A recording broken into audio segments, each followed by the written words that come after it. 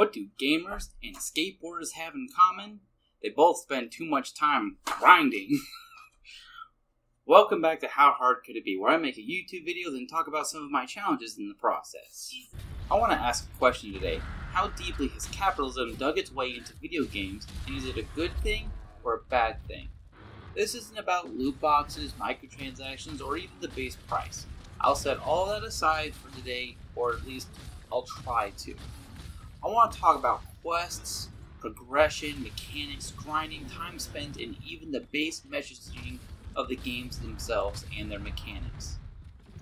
I can't promise to definitively answer these questions, they're just sort of there to start the discussion off.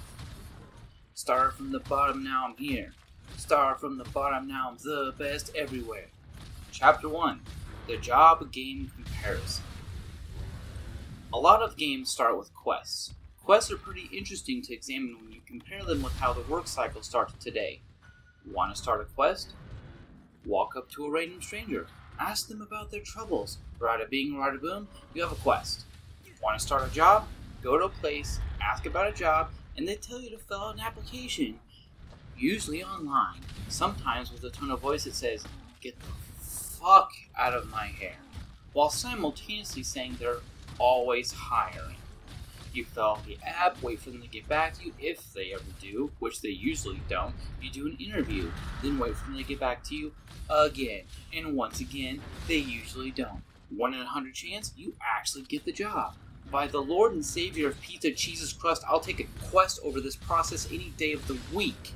God, you are salty. Quests make you feel powerful, make you feel like you have agency. Filling out blind applications for a week while trying to find a job is demoralizing, depressing, and lonely. Compared to this hell, you're damn right I'd play a video game over this.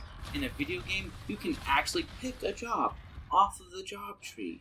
Some of them are short-term jobs, some of them are long-term jobs, some of them are repeating jobs. Sometimes games are jobs, and sometimes games become jobs. The glory of it, however, is that for the most part, it's a choice.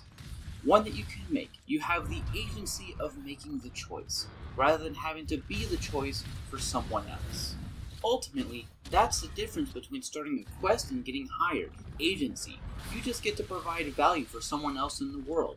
Here in the real world, you actually have to have a good reference, work history, a well-worded, printed on professional grade paper resume. That doesn't matter half of the time because you're just going to have to retype it in the goddamn online application. I'm obviously a bit irritated about this whole process. In a game, you can walk into a highly guarded facility, having done nothing else in the game world, and just get hired on as a member based on one guy saying, "Yeah, you're good enough." I need intel. Who is this? Wow.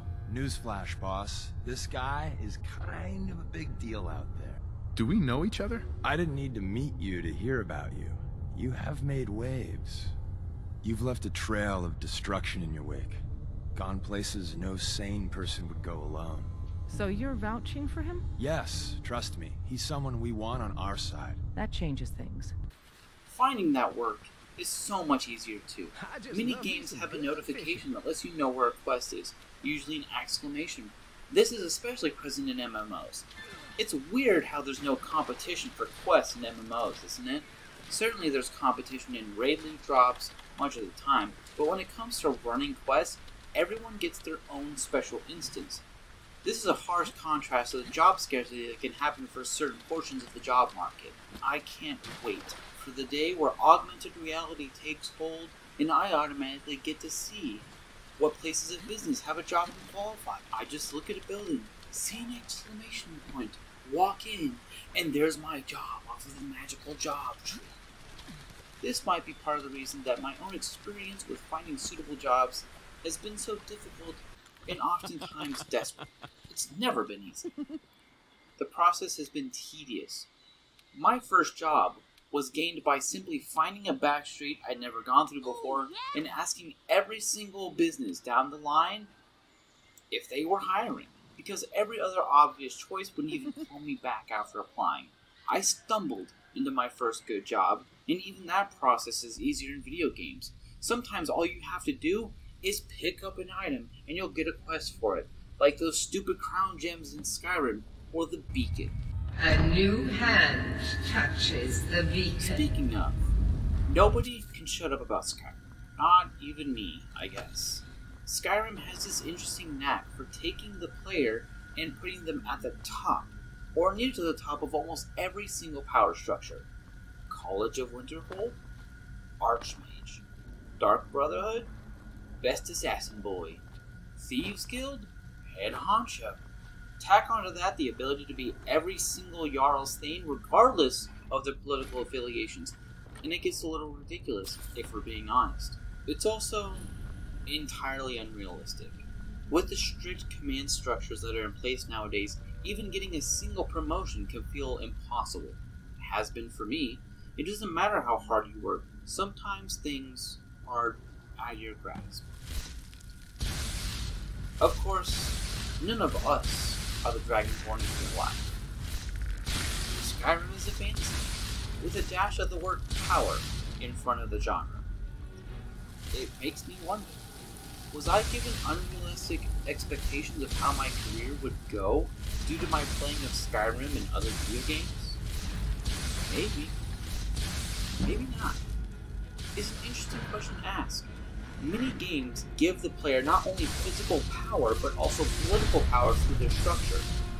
Fallout 4 also keeps at the top, or close to it in many of their factions as well. Paladin of the Brotherhood, General of the Minutemen, hell, even the whole leader of the Institute. You can even become a raider boss in one of the DLCs. Are games setting us up for disappointment in our real lives? Or are they alleviating the disappointments in our lives by allotting us an amount of actual political power through virtual spaces? Maybe it's both. In many video games, you have a path, a quest chain to follow your way to the top, a set of objectives to accomplish, a storyline to play through. Even Call of Duty has clear lines of progression. Shoot the dudes, unlock stuff, shoot more dudes, unlock even more stuff, rinse and repeat.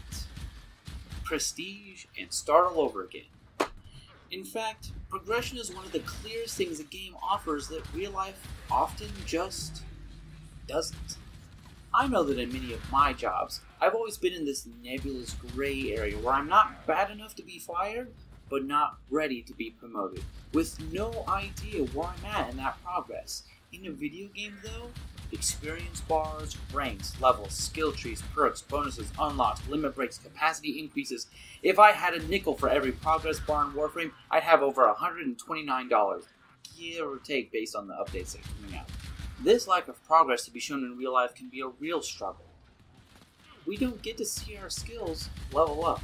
This lack of progress to be shown in a real life situation can be a real struggle.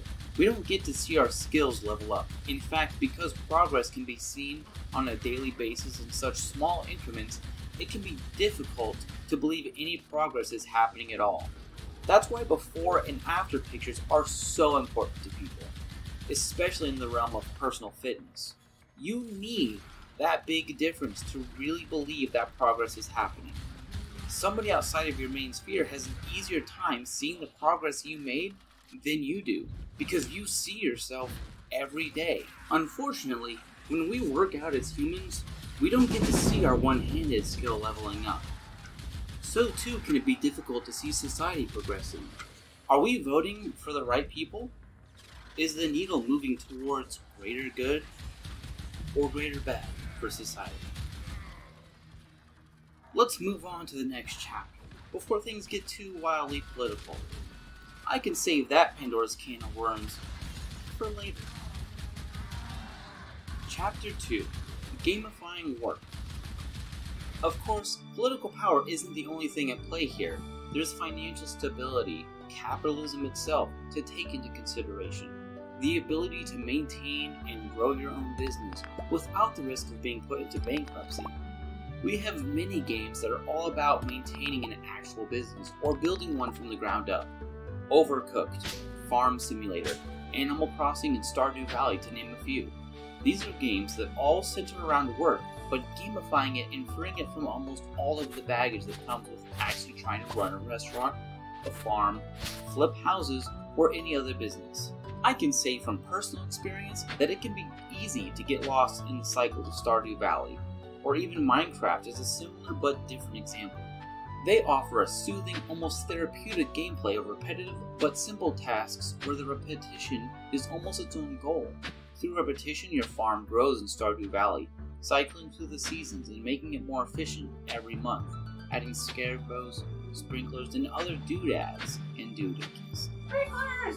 Although, honestly, I enjoyed the fishing. But it's the same thing. Minecraft as well fits here. I can honestly say that turning a mountain into a plateau was a relaxing experience as I prepared myself to hand build a massive castle. The nice thing about these types of video games is that they take away all of the hardships that come with actually accomplishing these tasks. Very little in the way of employees to handle unless you're working with a friend to do it. Don't have to deal with someone screaming in your ear that you're doing it wrong. You're allowed to just be.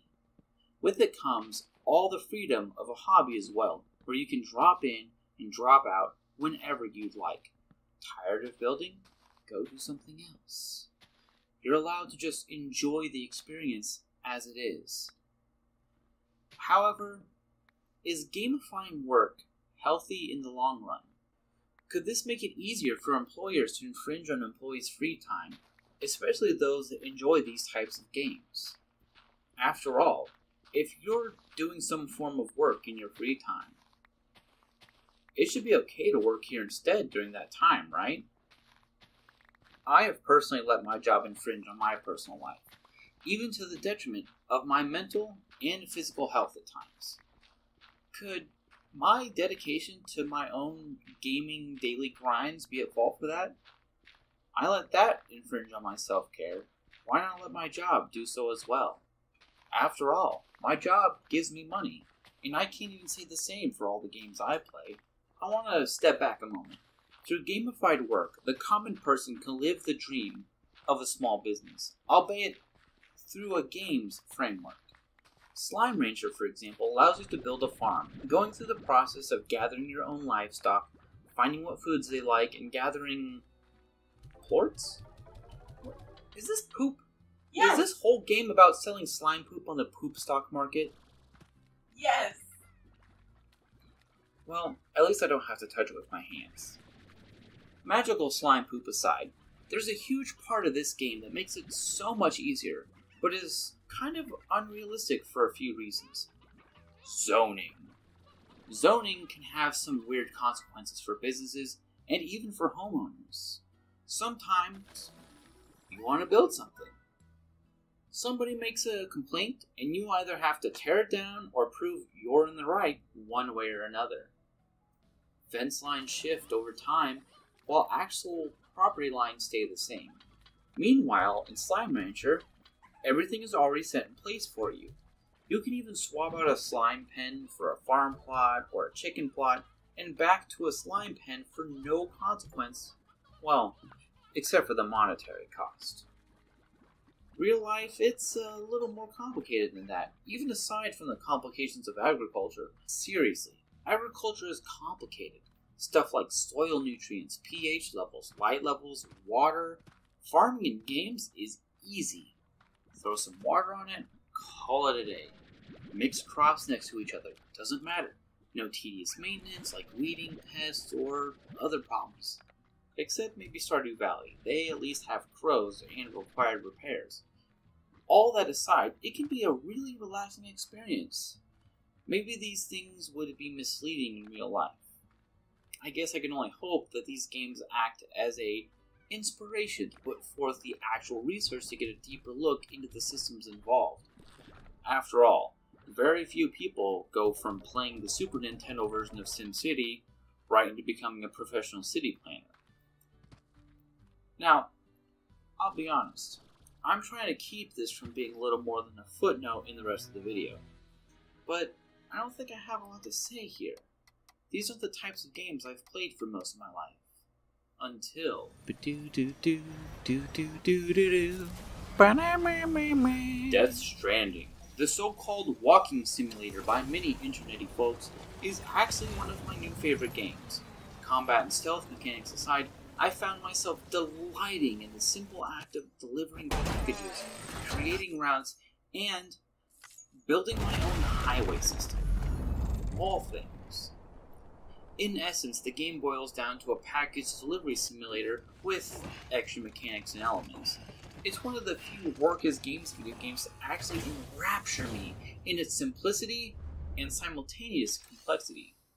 One of the best parts of this is trying to find a good route to take to any location, figuring out the equipment you'll need. Even taking out BTs can be a job similar to that of an exterminator or a ghostbuster. It's just another aspect of clearing out the pathway for smooth deliveries. It's not just ensuring one package, but also every package that comes along the same path behind it. It's setting up success not just for yourself, but for others. And expanding the network. Really what Death Stranding allows you to create and participate in is a whole delivery network. It's like building the whole United States Postal Service from scratch, almost all by yourself. There's another aspect to all of this that I have a distinct knowledge of. Actual gamified work. My job requires me to shift heavy stuff, furniture, a lot. We have a big pile of work to do by the end of the night. Fair enough. Over the last year and a half or so, a system was put into place to more accurately measure the work we do and how fast we do it, represented by a bar and a number. It is quite a lot like the efficiency bar in Warframe's Sanctuary Onslaught. I do stuff, it fills the bar. I stop doing stuff, the bar goes down. This bar, this number, influences my raise at my anniversary. My work is literally gamified. I can choose to compete against my coworkers or simply myself. But the effect is the same. I work harder, I fill the bar, I get feel-good chemicals in my brain. This has influenced me a great deal to work harder, lessen my distractions, and also to skip my breaks. Because I've recognized that taking breaks lowers that bar by an amount, even if that time is supposed to be accounted for. The fortunate thing in all of this is that I do work at a place where the rest of my job is not abusive. Others are not so lucky. Did Sanctuary Onslaught and Warframe influence the way I work once this system was put in? Maybe I'm just chasing a number because it actually feels like progress when every other aspect of my job, it feels like none is being made. And enough of work. Let's get back to video games. Chapter 3. Workifying games. In today's economy, it feels like everyone is expected to have a side game. Whether it's any one of several driver apps, a part-time job, a pyramid scheme, a YouTube channel, Twitch, or a paid Snapchat, in a culture where so many seem to be unable to get by with a single income, it's no wonder that games have also become part of that cycle. As work becomes more and more invasive to our physical lives, so too has it become invasive for our virtual ones as well. It's come to the point where our games feel like work. We have game chores in the form of dailies, weeklies, monthlies, battle passes, login bonuses, and more. Grinding is everywhere, from shooters to RPGs. That's role-playing games, not rocket-propelled grenades. Even ranking systems are little more than another thing to grind through, relying on consistent play and practice. Odds are, if you got burnt out, it's because the game you were playing no longer felt like a game, it probably felt like work. More on that over here. This is where the problems start. Hobbies aren't supposed to feel like work. We can treat them like work with dedication, effort, and ambition, but they shouldn't feel the same way. Take this whole channel, for example. There are times when I treat this like my job. I sit down, I shut out my distractions, and I just work on it. I don't let myself get sidetracked. I set out to do a task, and then I finish it. Then I do the next step, and so on and so on and so on. But here's the thing. At any time, I can take a moment to, look at Reddit, look at Facebook or Twitter, or even shut it all down and just play a game. Or, spend time with a loved one. That's why this video has taken so long to actually make. Let's get back to the grind, however, or maybe we shouldn't. There's a balance at play here, one I'm sympathetic with, while simultaneously being something that I don't like. How do you give players something to do, give them enough to do, keep them around, while also hitting the gratification that's needed to stave off feelings of burnout? How do you reward repetitive play while also keeping that said play engaging, exciting, and interesting? Maybe the answer game companies need is one that they don't expect. Let players stop playing. Accept that your game will go through ebbs and flows of players. But that doesn't mean that your game is dying, so long as those people come back eventually. Allowing people to stop playing games without punishing them or making them feel punished will bring them back when they can be interested again. Games shouldn't feel like work. They shouldn't feel like another job. It shouldn't be required to put in 40 hours a week just to stay competitive or, I don't know, unlock Darth Vader. Reward players often, let them get back up to the new level cap without having to put everything else in their lives aside to do so. This is one lesson that Dungeon Fighter Online seems to have learned in their years of operation. Nope. It's not a game I always enjoy, but I will say this. Every year or so, they will have an event where you can take a level 1 character and power level them up to level cap. Why? I think because DFO knows what they're doing in that regard.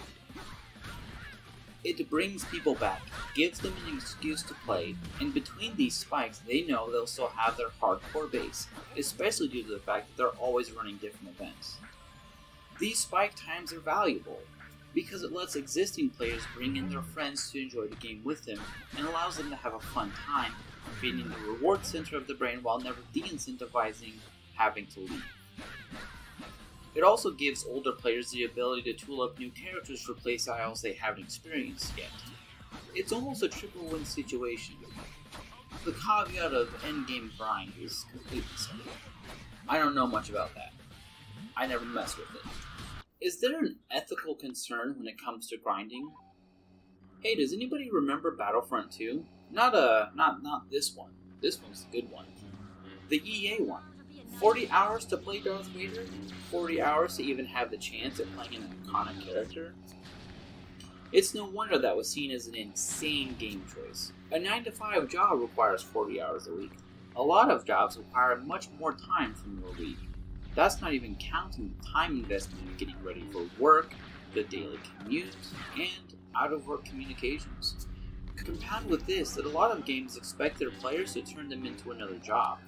There are a lot of reasons that a game might keep you grinding away. The sunk cost fallacy, to sell you microtransactions, DLC, and progress boosters. Rewarding your investment with an accomplishment. Or balancing. A lot of it is just to keep you Stockholm into the game so you continue to play. There's a real case to be made about the positive things about grinding. It teaches patience, perseverance, and hard work. It's also exploited. You could have this thing in a day, or you could pay to have it right now. Does anyone remember the shit show with Diablo 3 when you could literally buy and sell equipment for real money? I guess that's just another form of exploitative grinding in a game. Literally, workifying a game. There's one last thing I want to bring up in this subject.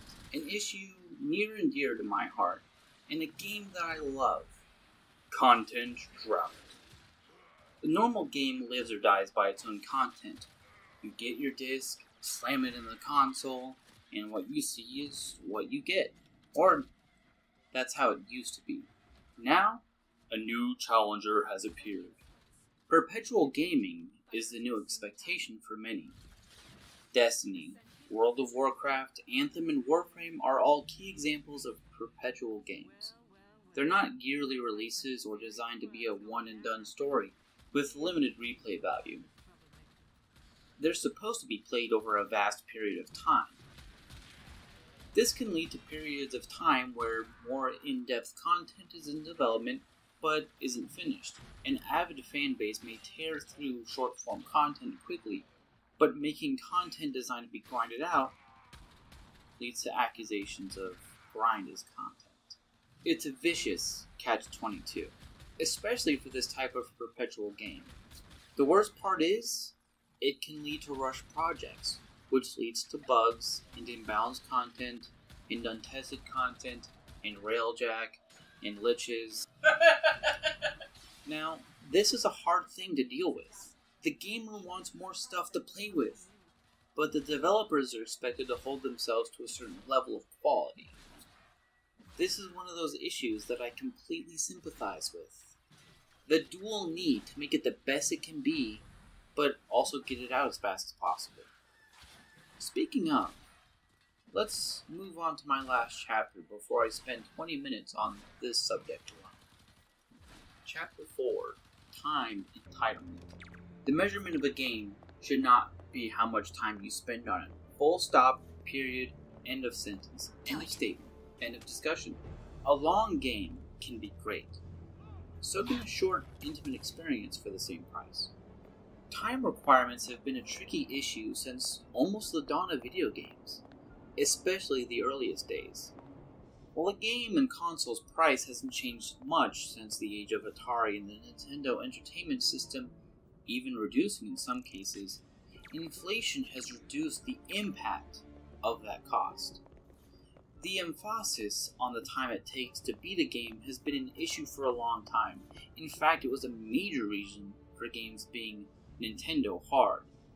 Nowadays, we get our lengthy games not through difficulty, but through side quests, grindings, and New Game Plus. Ballooning time requirements have become a necessity, and are even a bragging point for many video games, as they tout hundreds or thousands of hours of gameplay. I ask you, dear viewer, does a game get its value from the time it takes to beat it? Games are punished in their ratings for not standing up to a huge time standard, regardless of how unique, impactful, or visionary the experiences are. I think that's pretty unfair. Allow me to use a movie as a counterexample. Whether you see a 90-minute or a 300-minute movie, a moviegoer will usually pay the same price in the theater. The value of that experience is not measured in minutes. It's measured in information, impact, storytelling, and emotion. Sometimes even one impactful moment can make an otherwise dull movie worth it. More on that subject in this video. Now, games are more expensive, so I wouldn't expect one cost of admission moment to outweigh the $60 price point. That's not to say, however, that a story can't still be worth $60 on its own. Now's your chance. This presents an interesting question. How much a game is $60 worth? How much story is worth $60? Should grinding be included in a game's cost analysis, and should it be included as a benefit or a detraction? While grinding may not be a big deal so long as you're engaged and entertained, it can also be a major detraction from a game, especially if it's very story-driven. That's not to say a game should have no grinding, but if it keeps you from the story, maybe that's too much.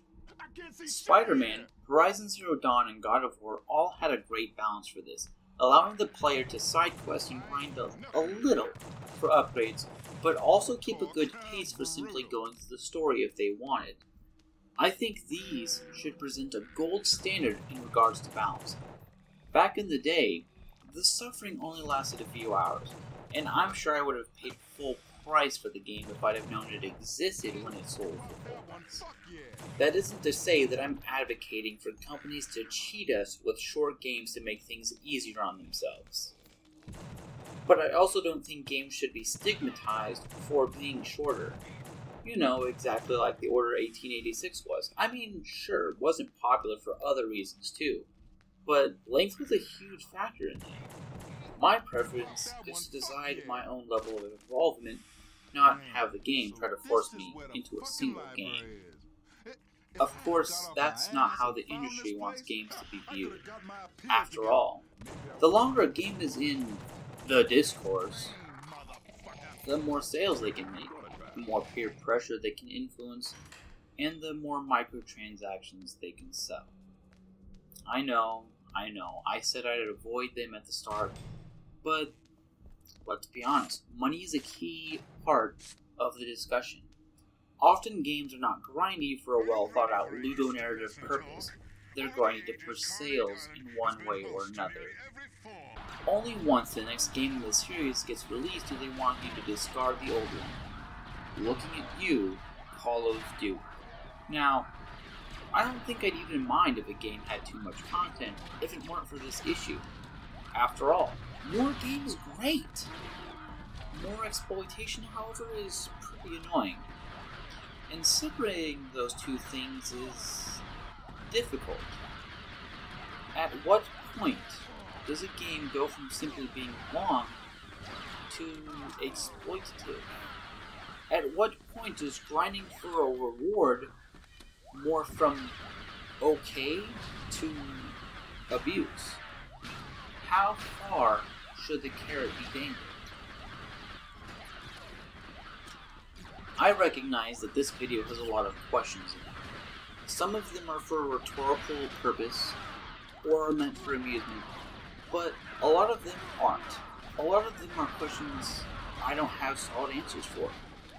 After all, it's all subjective and it depends on the game and what you want out of it. I want more story out of Spider-Man, but I want more pseudo-grind out of Monster Hunter World, because, well, that's basically the point of the game.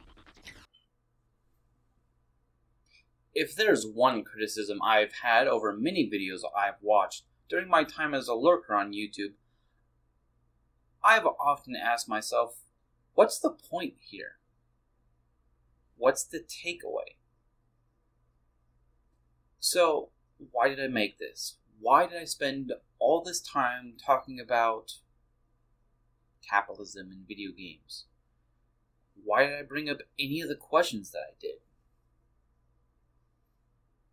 I did it because I think it's important to examine why I play games, why I choose the ones I do, and how I interact with them on a variety of levels, and how the way I've played games has affected me not just in the virtual world, but also my physical life. So here's what I'd like you to take away, fair viewer. Examine how games have affected you, not just with their stories, but their mechanics. What expectations have they given you for the real world, and how have those expectations either been fulfilled or failed? You know what I'd love? I'd love to hear about it too.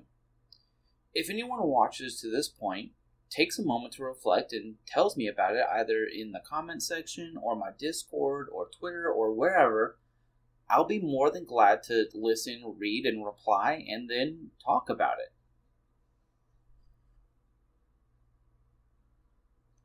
I think that's all I have to say right now about this subject, so let's move on to the final part of my videos. The challenges. I have been working on this script since February. The idea popped up on Twitter from a thread by the guy behind Folding Ideas, Dan Olson. I went through one version of the script that I quickly abandoned in favor of this one. Was it worth it? I think so. The project certainly suffered from a little, scope creep. I'm certainly no expert, and I'm just kind of spewing my brain out onto pixels and regurgitating it for y'all. Regardless, I think the questions are important. In fact, even as I was doing my first draft of recording, I was still editing my script, namely that conclusion bit just a little bit ago. That was a late addition. Of course, when it comes to notable additions to my video, notable challenges, I'm in it again. Obviously, I mean, here I am, right here, right now, talking to you with my face muscles. Joyous. This time with a green screen for Chroma Key, my better microphone, and more challenges that came along with it. I spent several hours trying to get the lighting just right in my living room, and then another hour recording. When I got around to editing my footage, I realized, oh boy, my audio isn't synced at all. Yay! It was desynced by about 10 microseconds. How did I get it resynced? I found this bit right here, where I cracked my knuckles, and I was able to sync it right there. Something I'll keep note of next time I record. I'll probably start off with a clap or something to time my audio and videos to sync them up a little better. Now, because I record up next to my computer and directly underneath the vent, there's often quite a bit of noise to get rid of. To deal with that, I rendered only the audio for the major segment, then plopped it into Audacity to do the noise reduction, and then suction it back into the video to reorient and edit around. This is probably the longest video I've worked on, and the interview doesn't count. That was relatively easy to actually edit. Anyways, back to this video. I have some things to work on for my next camera appearance, but I'll get into that at a later date. This video is already long enough, and I'd rather talk about my improvements when I make them, rather than beforehand. Alright, on to the outro. Go start a farm, craft a mine, suck a slime, dodge an attack, shoot bullets, leave Bronze Division, swing through Manhattan, fight a dragon, and finally end your story quest.